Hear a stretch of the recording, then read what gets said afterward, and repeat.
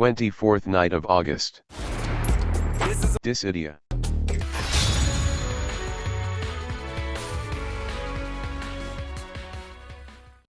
it's gonna be blue skies for you and I. We'll step out of the shadows and walk into the light. Yeah, it's gonna be blue skies for you and I. Yo, what is going on, guys? My name is Zalits, and welcome to my fourth tier list update. Now, I know it's been a long time since I've done this, and I want to apologize for that. I've just been under a lot of time constraints because of other games I've been playing and other stuff that I've been doing in real life. So it's just been a lot of just not a lot of time to play Dissidia. But now that I'm back on pace to start doing these things more often, I finally had the time to put together this tier list, which took a few days actually because of all the stuff that I hadn't had a chance to test over the last few weeks with these new characters that have been released, and even the new story chapter and whatnot. So it took me a while to get the information for all these characters. But before we jump on into this thing, I just want to go ahead and read my own kind of policy, not want to say policy, mission statement, whatever you guys want to call it there. Because in my last tier list video, a lot of people were getting concerned that I was doing this thing wrong, and I don't think so. Like, this is my own tier list, and I have my own reasons for doing it the way that I feel, or doing it for the reasons that I'm doing it. This is my own tier list. Please keep in mind that this is my own personal tier list and is evaluated in my own way. By no means is it super professional, as I just make changes based on the way that I see the game in its current state. I understand that many of you will see problems with characters you may favor or enjoy using, but I feel as though my choices are justified. I use my own specific method to test each character's performance, which is to buff them to be as optimal as possible. I use the combination of Ashe and Saz to get the best results possible where applicable. Some characters don't require that, because as most of you may know, we have characters like Kuja who already buffed themselves with a magic buff, so that Ashe's buffs aren't required. And I ask of you guys to please take this tier list with a grain of salt. Even if a character you felt was dealt an injustice, tier lists are ongoing and will continue to evolve, much like this one has ever since the beginning, many months ago. So even if your character is low now, they may end up in a different place in a few months down the road, so don't be discouraged by what you see here on the screen. Also, I just want to say that I rank characters a bit differently than generic tier lists, because I want players to see that the damage dealers we have are viable options and can be taken into different situations as long as you have the right setups, which is why some of these characters that you see on screen are so highly rated. And that's pretty much it, what I wanted to tell you guys. That's pretty much my own little statement towards you guys who are watching this and have your opinions on what I'm doing. And because I know a lot of you guys, or some of you, not a lot of you guys, but some of you guys take this and you see it and you're just like, oh man, it's why is this guy's rated so highly? He sucks, blah blah blah. They don't really suck. It's just you're not taking advantage of you're not taking advantage of the characters' strengths and weaknesses. Like, you have to be able to play around them and use them to where they really shine. And when you can actually get them to really shine, you'll realize how strong some of these characters actually are and how viable they are in the game right now. Alright, so let's kick things off with the SS tier. Now, I just want to say that I'm going to, for the sake of time, just be reading off my notes that I have for each character. So I hope it's not too spotty, but I'm just kind of going to go over them at a glance, because there's a lot of stuff to go over, because there's a lot of information that I have updated to this tier list. So there's going to be a lot of talking, but I'm hoping that this video doesn't go on too long. But anyways, let's go ahead and just start this thing already. We added Sephiroth. He's our newest addition to the game and receives this placement for many obvious reasons. He is a pure damage dealer with an extremely high max bravery and attack stat, and also due to his release being so close to the 60s era, he is caught at the pinnacle of power scaling during this golden age in the 50s era. He provides a stacking slow debuff that also provides him attack, max bravery, and speed with each stack of Genova, making him monstrously stronger with each ability used, and this thing stacks up to 5 times. And all of his abilities have very high use amounts, giving him some really good longevity in longer fights. That, paired with his self buffs and another buffer, he transcends and becomes a godly HP attacker, and he certainly lives up to his title of Legendary Soldier. Now, Sephiroth is definitely where it's at right now. This guy is literally the strongest HP attacker in the game, hands down. No questions asked. He's the one who like, at least on this tier list, he's the one who replaced Squall. Squall used to be the like one of the strongest single target attackers, but now, at least melee, at least for physical, he used to be. But now Sephiroth has completely just replaced Squall entirely in terms of uses, in terms of damage, in terms of bravery, everything. Squall doesn't even hold a candle to Sephiroth at this point. But you know, obviously Sephiroth is going to be falling off shortly because he was released so close to the end of the 50s era that once the enhancements start rolling around for the 60s era, he's gonna fall off really hard. And it's going to be a very sad time for those of you who pull on him. However, later on, once he does get his enhancements, he'll become very strong again, as we see on the Japanese tier list on the Ultima site. So, you know, don't look forward, don't look to the future as being grim or whatever. Just look forward to just having fun with the character. He's still going to be strong for a few weeks to come, and you know, hopefully, for those of you who did pull on him, you guys are going to get the most out of him for these next few weeks, because he's going to make EX missions so much easier for you guys than for those of us who did not pull and are just saving for the EX weapons and whatnot. Next up, we have added Kuja, the Angel of Death. Kuja was introduced a few weeks ago and still holds up to this point as the strongest AoE attacker in the game, as well as being second in single target damage, trumped only by Sephiroth at this point because of power scaling. Kuja remains as one of the highest HP attackers for a good reason too. Similar to Sephiroth, but not as extreme, Kuja gains a stacking buff after each ability, bravery, or HP attack used, and when stacked up to 4 times, allows him access to a more powerful version of his command abilities. Kuja takes advantage of being able to deal massive AoE or incredibly powerful single target damage, depending on the situation, which is what makes him so versatile. And just like Sephiroth, his longevity in battle can be sustained for a really long time through bravery and HP attacks, without ever having to actually use abilities to stack his passive buff. Like a sweeping play, Kuja certainly earns his title as the Angel of Death. Yes, Kuja is actually very powerful right now in the game. His AoE is just absolutely insane. It'll help you clear EX missions. It'll help you clear farming missions. It'll help you clear, you know, your trials in the summon trials. It'll help you clear everything. Kuja is he's just a beast mage right now. He's super strong, and if you have him, he's going to be strong for a while to come here. He won't get his enhancements, and just like Sephiroth, he's released pretty late into the game, so you know he's gonna fall off pretty hard once the awakenings come out. But for right now, he's still gonna be the strongest AoE attacker that we have in the game, just because of the fact that he can do double, you know, AoE attacks, and when it's not on AoE and a single target, all that damage gets put onto that one target, so you can easily get up to like 18,000, 19,000 damage off of one use of Ultima, or Ultimate Plus I should say, when he gets the plus ability active. So he's really strong. And the only other magic damage dealer that really comes close to him is probably Vaughn, but even then Vaughn requires the 2 ability use to activate the plus abilities, and plus he doesn't really have that many ability uses to begin with, so he kind of just like falls behind. Like where he would end up having no more ability uses, Kuja still has plenty up his sleeve because he can just sustain for much longer. So Kuja is very powerful right now. Our final change to SS tiers that I've promoted Yuna up here. So Yuna is finally back in the game, stronger than ever thanks to her 35 CP weapon being introduced. Her Lullaby Rod turns her into a completely different person than she once was, and now her battery potential has skyrocketed even beyond that of Eiko. Keep that in mind.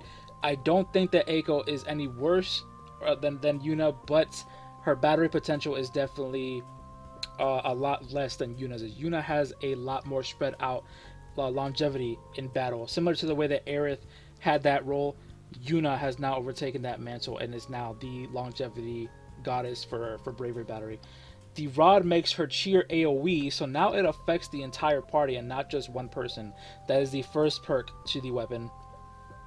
It also applies a buff to herself that grants defense up plus 40%, which is good, and initial bravery plus 30% for 5 turns. Cheer also then applies a 20% attack up for the whole team, as well as bravery regen and a 10% max bravery up for 5 turns, which again, you know, if you're running Saz with her, which you probably will, those buffs really don't matter. But if you're running her alone, those buffs are actually really good for your team. It just makes her like overall a lot better as a character. If Saz weren't in the game, she'd probably be the best battery plus buffer in the game right now. And to top it all off, she also gets an HP attack that raises her bravery before launching the attack. So overall, this weapon has literally made Yuna a bravery goddess for the reasons that I stated there. You know, she has like 80 Suna uses. She has about 5, you know, cheer uses, which is, you know, she just literally, it's basically a free energy for your whole team. It's very similar to the way that Lightning Sister Shera. It's very similar to the way that Shera uses her Moonlight, where, you know, she uses it and it applies that, you know, like that 30%, you know, additional bravery up to the entire team. And exactly like free energy, like I said, free energy for the entire team. And it's very easy for you to cap out people or characters on your team that are like above the 50% mark for, you know, bravery. So it's really easy to start capping them out, especially in summons. In summons, that's where you really see it shine. Like, you know, you'll have a character, or, you know, one of your characters use like a bravery stacking ability, and then you use Yuna's cheer, and boom, like they're pretty much almost automatically be capped out because of how much the bravery is multiplied. So she's definitely like the strongest bravery battery in the game right now for those simple reasons, on the top of the fact that she can, you know, battery for a long period of time, compared to characters like Eiko, who is basically just an aggressive bravery battery where she does, you know, bravery damage as well as, you know, providing bravery for the team, and she can heal. So those like, Eiko's still gonna be SS tier, like, you know, for, you know, a while to come, but she's not gonna be the best battery for, you know, extended battles. Alright, moving on down the list, we have demoted Squall, and for these reasons. While still being a strong HP attacker, Sephiroth has taken his place because Squall just doesn't have as many ability uses. And that's what he really struggles with, on top of the fact that he doesn't provide anything substantial for the team. He's still a solid choice for damage dealing, but with each passing week, we see that the power scaling goes higher and higher. And even with his new 15 CP, it still doesn't leave him in a good spot. Like, he's just still not that great, even with the extra initial bravery and max bravery. He's just not in a good place right now. He's good, but he's just not as strong as the newer characters that we are getting right now. Of course, once the 16 enhancements roll around and once he gets his EX weapon, he'll be on top of his game again, but that will also be short-lived. So that's the reason why Squall has been demoted to S tier. He's just not, you know, cutting it anymore. Next up, we demoted Cloud. While still being a strong choice for damage dealing, launching, and paralysis, Cloud falls behind many other damage dealers in the current state of the game. Also, with the removal of scores from co-op rewards, it gives players even less reason to bring him along, since other damage dealers would fill his spot better. He's still a very solid choice, but just not as valuable to bring along anymore.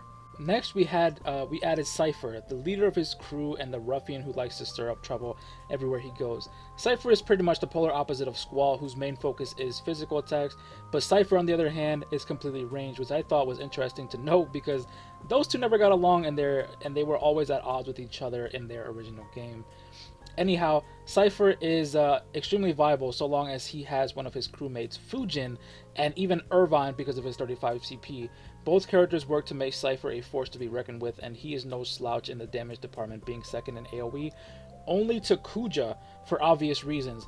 His No Mercy ability deals some really heavy AoE wind-based damage and has a chance to debuff attack down, and is also increased by the enemy being debuffed, meaning you always want to run him with a debuffer, aka Fujin or Irvine, for best results.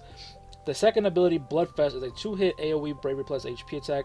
While it doesn't hit very hard on its own, when paired with damage from No Mercy, it can cap him out really easily, and the single target damage is also fairly strong.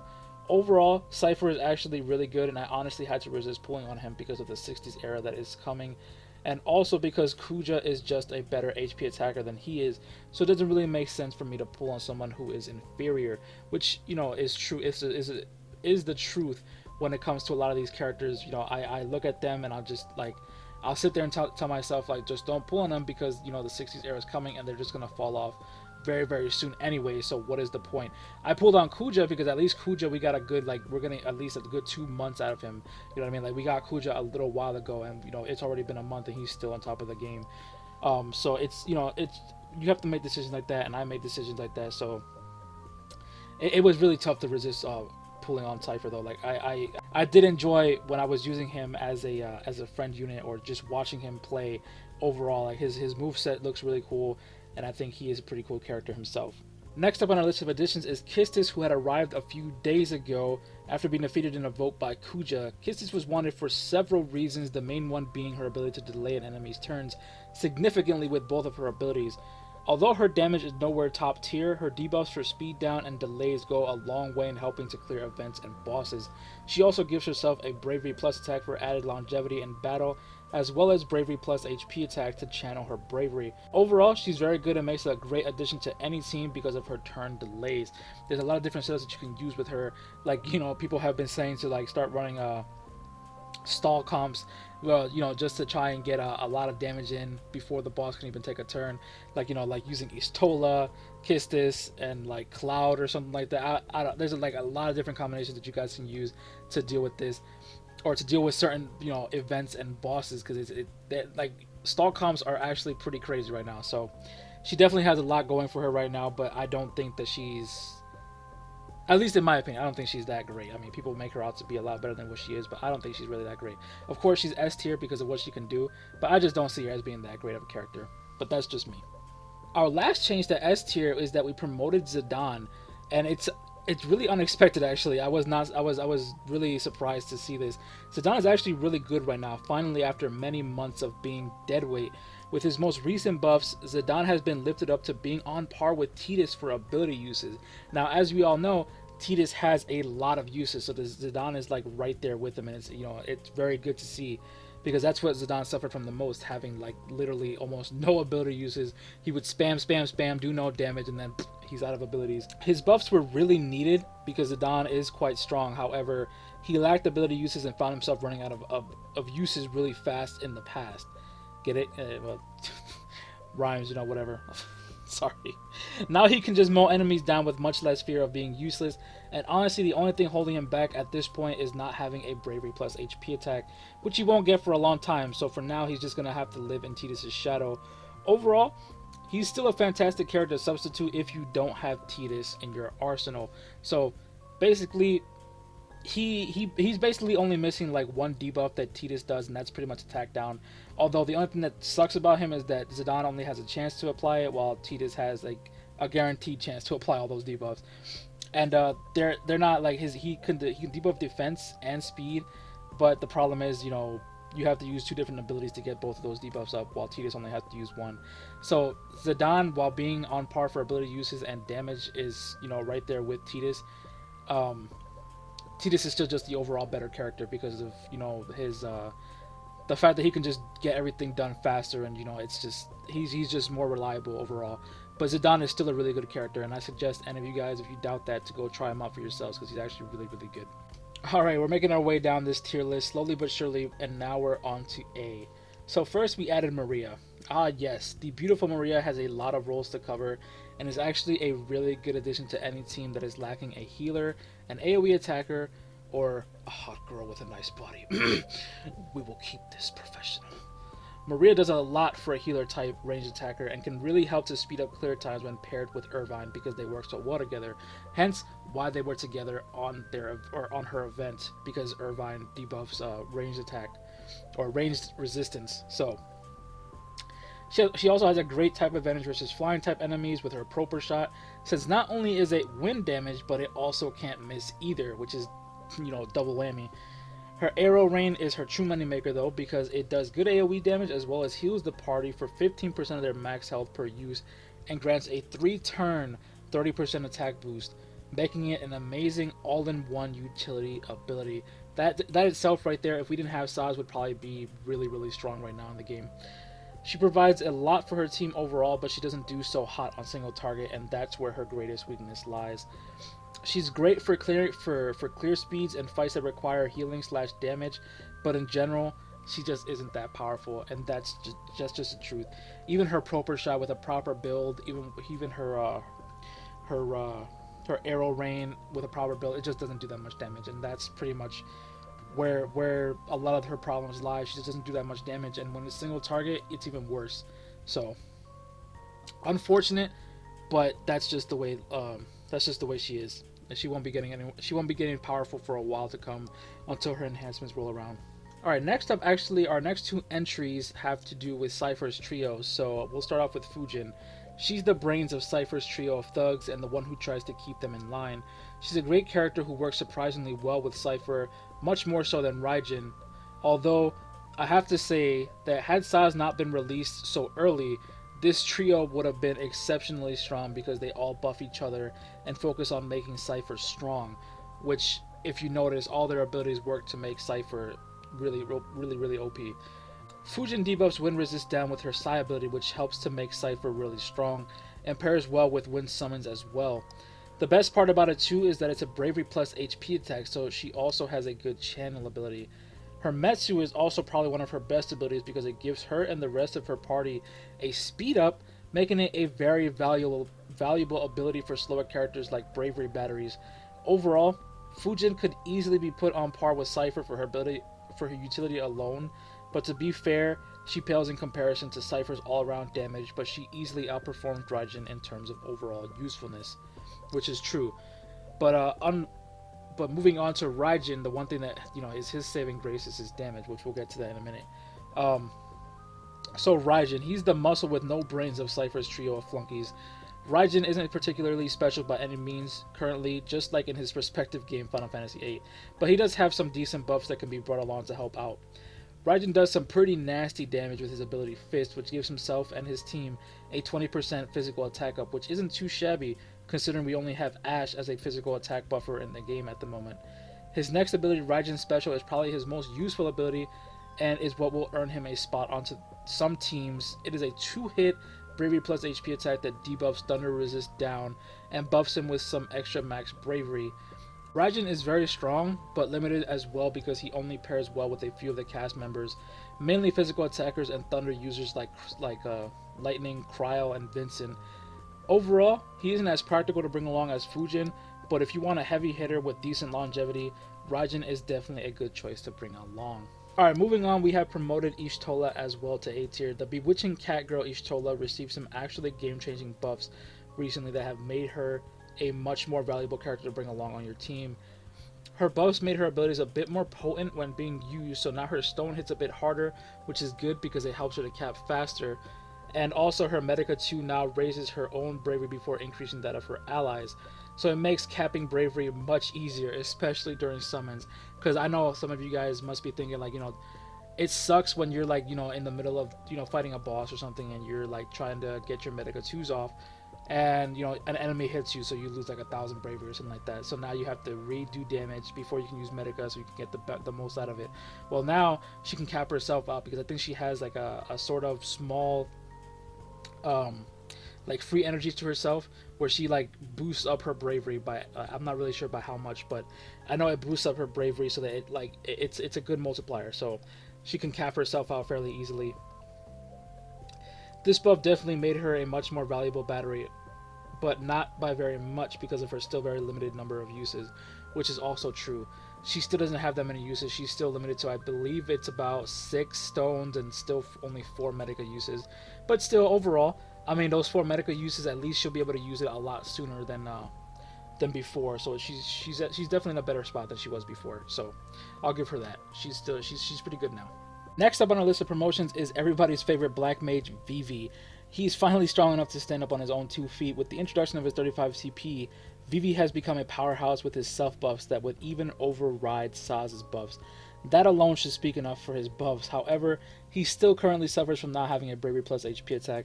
So as time goes on, he will likely drop from this point. But for now, he can hit some pretty high damage numbers when on the right teams, especially if he has help from some people like Vincent who can imperil fire. Overall, Vivi really did surprise me with his focus buff being so much stronger than Saz's buffs, but he still won't be seeing too much action outside of bosses that require fire damage, and even then Papalymo is still just a much better choice because of the instant damage, so I really don't see Vivi being used too often outside of this event right now, and maybe some bosses that require fire damage if you don't have Papalymo. We have also promoted Irvine. With the introduction of his 35 CP, Irvine has risen from the grave and is no longer a useless character. His 35 CP basically doubles his scatter shots damage, allowing him to be a very useful farming character, as well as a decent AoE character. Also, it increases his chance to apply range resist down, which pairs well with many other high tier characters like Saz and Kayn to really help elevate their damage output. That paired with a good speed debuff makes him a very useful ally to bring along to speed up farming times and just to clear up some harder content if you are using a ranged character like Kayn, Cypher, or Saz. And our last change to A tier here is that we demoted Terra, and honestly, it really has nothing to do with her character itself. It's just power scaling got to her because she just hasn't received her global buffs yet for her chance. Her debuffs are still helpful, but overall she pales in comparison to other HP attackers right now, and that's the reason why I had to lower her. She just doesn't keep up anymore, at least from what I've noticed. Even with like the strongest setups and the strongest artifacts or whatever, she just doesn't compare to any of the other HP attackers that we have right now, and she has honestly just fallen behind a lot. So that's just where she's at right now. Alright, moving on down to B tier now. I'm just going to keep this brief, guys, because we already know why a lot of these characters are in B tier. The ones that I'm going to be focusing on the most, though, are the ones who were just added recently. So let's go ahead and start with Palam, why we added him. He is a troll character that matches even Kefka. Palam entered the game with a seemingly strong kit at his disposal. He has a very high attack stat with some overall really high stats, but his main weakness is just not having a bravery plus HP attack.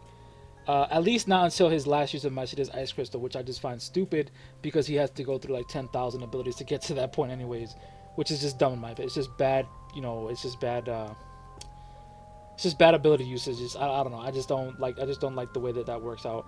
Palam can get some really high numbers with his bravery, but unlike other mages like Papalymo, he just can't channel that bravery quickly to deal instant massive damage, and instead works over an extended period of time. Of course, this does speak a lot about his longevity in battle, which is decent, but because Palam takes so much time to ramp up to be at optimal levels, it makes him a not so viable option for most missions and events. You'll probably only be seeing him when we need ice damage dealers, and even then Papalymo will still be a much better choice. He'll also be viable for Lost Chapters because of how many turns he gets after using his abilities. And honestly, the only reason he got put so low is because of his ramp up time. It just takes him way too long to be effective in his current state right now in the game.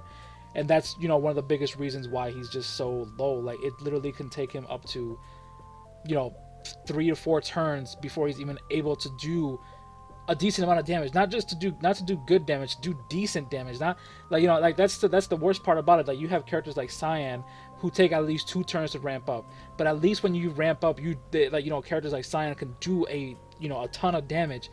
Palam doesn't. Palam does like no damage even when he's ramped up, and that's why he sucks so badly right now. It sucks, but that's just how he is. I don't know why they made him like that. I don't know why they didn't fix him up or buff him on the global version. But as many of us know, in the future, hopefully he gets some better enhancements, and with his EX weapon, he'll become a lot better.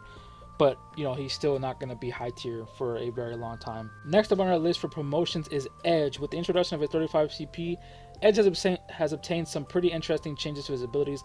Although they weren't enough to make him practical for every situation, he still has his moments to shine.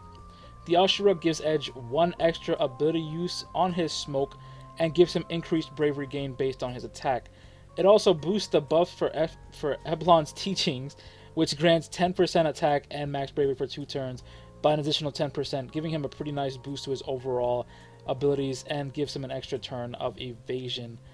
The last perk Ashura does is turn Edge into a demigod tank because his smoke provokes all enemies to target him for 1 turn, and of course, as we all know, smoke is basically a guaranteed dodge no matter what. Edge is in a much better spot than before, but he's just not a strong attacker. He's still fairly weak for being an attacker. He's more like a demigod tank. That's pretty much what he's going to be used for from here on out. But overall, he's still certainly nothing to be scoffed at. He's still going to be used for some things. He's still going to be pretty useful going forward into the future, but it's not going to be for attacking or anything like that. So, all right. Oh boy. Now we're on to the demotions because there's a lot of demotions. All right. So first to be demoted is Onion Knight. Although Onion Knight got some buffs with the 35 CP a while ago, he just hasn't held up in the current state of the game and has fallen behind considerably. Main reason being he just doesn't have a channel, so his damage his damage output is severely hampered when compared to the majority of other attackers. Sadly, the only time you'll probably see him played is when a boss is weak to ice, which that's just the sad truth. Unfortunately, he just doesn't hold up right now. In the future, he will when he starts to get his enhancements and his weapons and or his EX and whatnot. But right now, he's just not in a good spot. So. Next up to be demoted is Shantoto, and it was because I overhyped her damage output when her 35 CP was released. And looking back on it now, she's still nowhere near being in a good spot, even with her 35 CP. And it mostly comes down to the fact that she just needs to take HP damage to make a good use of her abilities. And honestly, if you look at it right now, we're reaching the point where more and more enemies just begin to randomly launch out AoE HP attacks anyways. So she might not be bad for... She might not be that bad for very long, you know what I mean? Because if she does get hit with the HP attack, she's going to be able to use her rage abilities, which is what she wants to get. So she does have potential, but unless she's given a Bravery plus HP attack, she just have to remain middle of the pack. Like, she's just not in a good spot. It's unfortunate, but it's just the sad truth of the game going into the future. We have demoted the two brothers, Edgar and Seben. I'll start with Edgar first. Edgar is a strong attacker, but has fallen off a lot, mostly due to enemies just not being machines and his debuffs just not being so handy anymore, since many others can just do his job better. He hasn't aged well. That's just the sad reality of it. In the current state of the game, and while he can still fit onto just about any team, you really need to play to his strength more than the overall team, which just isn't good when you think about it in the grand scheme of building teams. Like, you know, you don't really want to focus on building just one person up with your team. But he's okay. Like, that's true. He's still strong. Like, I don't know. I still like using Edgar, but it's just with the stronger attackers that we have, it's just he's just fallen off really hard. So that's the only reason why. But you really have to play to his strengths as opposed to the overall team strength, which kind of sucks. Next up is Seben, and he got demoted for the same reason as Edgar, except for Ghost. Although Seben has more options to be a valuable ally if the enemy is weak to holy or wind damage. Honestly, he probably should stay A tier, but I think him and his brother both suffer from the same issue of team reliance, where you kind of have to build the team around that one character. Like, if you wanted to use Seben, you'd be forced to bring along a character like Fujin, because for him to be able to do a lot of decent damage, he would have to have that, you know, wind resist down or something along those lines that would boost his ability damage by a lot. So that's just currently where they both are, and it's unfortunate that they're both so weak, but, you know, what can you say? Next character to be demoted is Garnet, and oh boy, this one was pretty obvious to start with. Garnet really fell through the cracks because of her damage just not being good. Her numbers are just too low, even with the best of setups, for her to be of any real use, and keeping her up in A tier just wouldn't be fair to those who actually do something more useful. Sure, she imperils, but her damage just doesn't make up for it whatsoever. You know, we've seen it before, and people were saying it before. She still hits like she hit like a wet noodle when she first started. And at first, I gave her the benefit of the doubt. And I was just like, no, man, you just gotta give her some time. It's probably just, you know, this or that. But in all honesty, even with the best setups, even with the best artifacts, she still doesn't hit very hard. And it's just her damage numbers just aren't very high. And the other part is that she doesn't pair well with the duo of Ash and Saz, so it just makes her even worse because she can't have both magic attack and all of Saz's buffs, which suck. So it's just not good. So for those reasons, I had to drop her out of A tier because she wasn't doing it justice. Sure, she has two Bravery plus HP attacks, but they're just two really pitiful Bravery plus HP attacks. And my next victim is, my next character to be demoted is Laguna. Unfortunately, Laguna fell victim to my fall cleanout of the tier list, and while he is still a great debuffer with the current state of the game being the way it is, he falls behind in damage by a lot, being overshadowed by a few other debuffers / HP attackers. We're still waiting for his 35 CP, and once it comes out, he'll be in a much better place overall.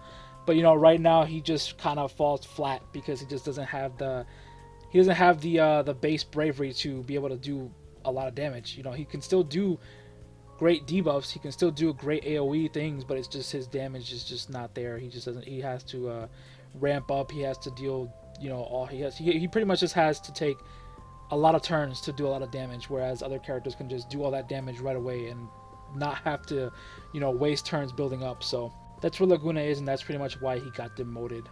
Alright guys, we are in the final stretch and all we have to do is go over C tier, which shouldn't take me too long because there's not very many things to talk about here.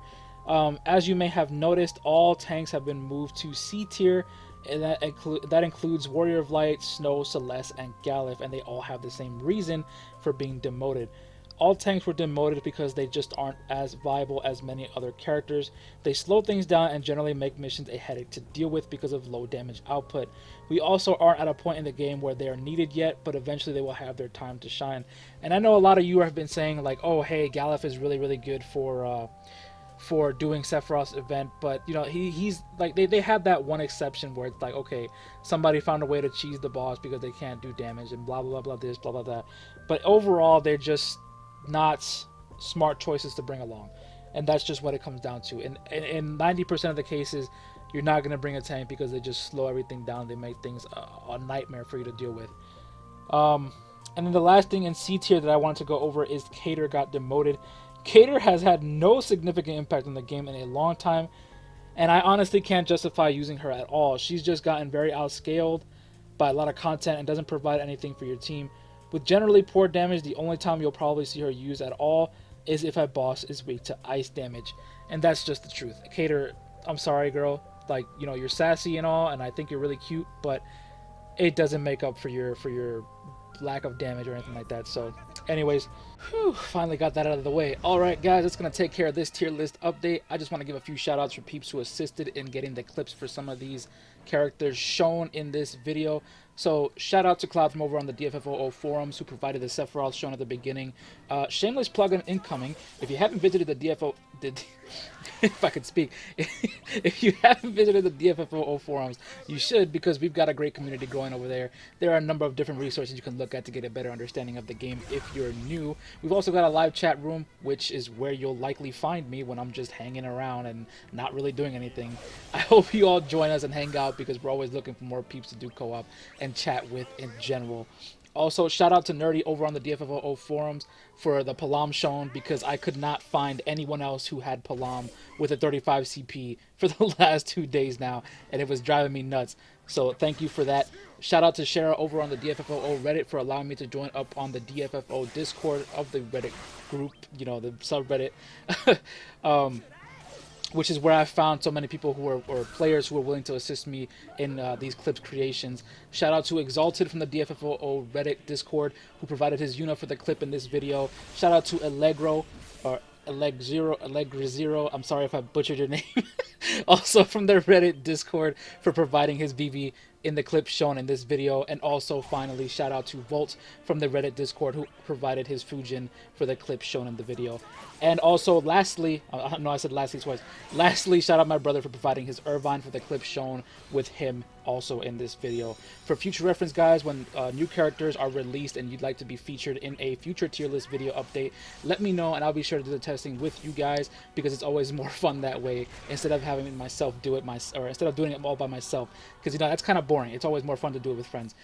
Anyway, next up I'm gonna start working on my my Quistis story event once this video goes up, whenever it goes up, and I'll have that on the way soon. So be on the lookout for that, and yeah, until next time, bye guys.